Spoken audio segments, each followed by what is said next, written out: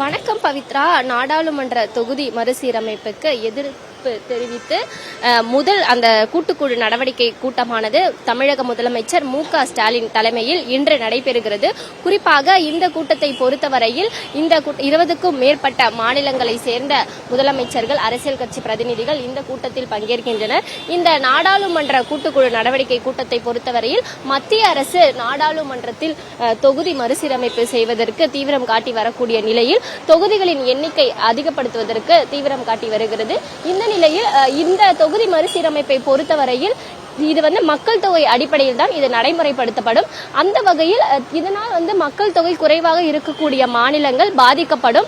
அங்கு நாடாளுமன்ற தொகுதிகளின் எண்ணிக்கை குறையும் என மாநில அரசுகள் இந்த நாடாளுமன்ற தொகுதி மறுசீரமைப்புக்கு எதிர்ப்பு தெரிவித்து வரக்கூடிய நிலையில் முதல் கூட்டு நடவடிக்கை குழு கூட்டமானது சென்னையில் கிண்டியில் இருக்கக்கூடிய தனியார் நட்சத்திர விடுதியில் நடைபெற இருக்கிறது. குறிப்பாக நாடாளுமன்ற தொகுதி மறுவரையறை தொடர்பாக கடந்த 5ஆம் தேதி முதலமைச்சர் மு.க.ஸ்டாலின் தலைமையில் அனைத்து கட்சி கூட்டமானது சென்னை தலைமை செயலகத்தில் நடைபெற்றது. இதில் பாஜக உள்ளிட்ட ஒரு சில கட்சிகள் கூட்டத்தை புறக்கணித்திருந்த நிலையில் மீதமுள்ள அனைத்து கட்சிகளும் இந்த கூட்டத்தில் பங்கேற்றனர். அப்போது நாடாளுமன்ற தொகுதி மறுவரைய தொடர்பாக முதல் கூட்டுக்குழு நடவடிக்கை கூட்டம் நடைபெறும் என தெரிவித்தார். அதன் அடிப்படையில் தமிழக நாடாளுமன்ற உறுப்பினர்கள் கேரளம், ஆந்திரா, தெலுங்கானா, கர்நாடகா உள்ளிட்ட மாநிலங்களில் உள்ள அரசியல் கட்சி தலைவர்களை நேரடியாக சென்று அழைப்பு விடுத்தார்கள். குறிப்பாக பஞ்சாப், ஒடிசா, மேற்கு வங்கம் உள்ளிட்ட மாநிலங்களில் உள்ள அரசியல் கட்சி தலைவர்களும் தமிழக நாடாளுமன்ற உறுப்பினர்களுக்கு அழைப்பு விடுத்திருந்தனர். மேலும் இவை மட்டுமில்லாமல் இந்தியா முழுவதும் உள்ள 20க்கும் மேற்பட்ட அரசியல் கட்சிகளின் பிரதிநிதிகளும் இந்த முதல் கூட்டுக்குழு நடவடிக்கை கூட்டத்தில் பங்கேற்க இருக்கின்றார்கள். குறிப்பாக 4 மாநிலங்களை சேர்ந்த முதலமைச்சர்கள் உட்பட அரசியல் கட்சி பிரதிநிதிகள் இந்த கூட்டத்தில் பங்கேற்க இருக்கிறார்கள்.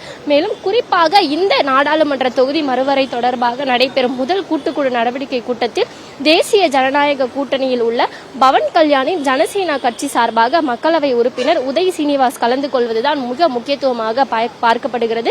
இந்த கூட்டத்தில் மக்கள் தொகை அடிப்படையில் நாடாளுமன்ற தொகுதி மறுவரை செய்வதற்கு எதிர்ப்பு தெரிவித்து தீர்மானங்கள் நிறைவேற்றப்பட உள்ளன. மேலும் பல முக்கிய முடிவுகளும் எடுக்கப்பட இருப்பதாக தகவல்கள் வெளியாகியிருக்கிறது. மேலும் இந்த கூட்டம் சென்னையில் இருக்கக்கூடிய தனியார் நட்சத்திர விடுதியில், கிண்டியில் இருக்கக்கூடிய தனியார் நட்சத்திர விடுதியில் நடைபெற இருக்கக்கூடிய நிலையில் அந்த நட்சத்திர விடுதியை சுற்றி ஏராளமான போலீசார் குவிக்கப்பட்டிருக்கின்றனர்.